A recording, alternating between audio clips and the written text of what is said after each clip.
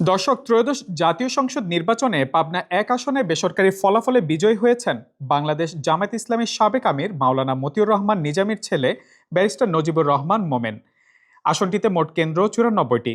দাঁড়িপাল্লা প্রতীকে ব্যারিস্টার নজিবুর রহমান মোমেন পেয়েছেন ১,২৮,৬২৪ ভোট। তার নিকটতম প্রতিদ্বন্দ্বী বিএনপি মনোনীত ধানের শীষ প্রতীকের প্রার্থী ভিপি শামসুর রহমান পেয়েছেন ১,০৩,৬৫৮ ভোট। এই আসনে মোট ভোটার ৪,৬৪,৯০৪ জন। এর মধ্যে পুরুষ ভোটার ২,৩৭,৬৭৫ জন।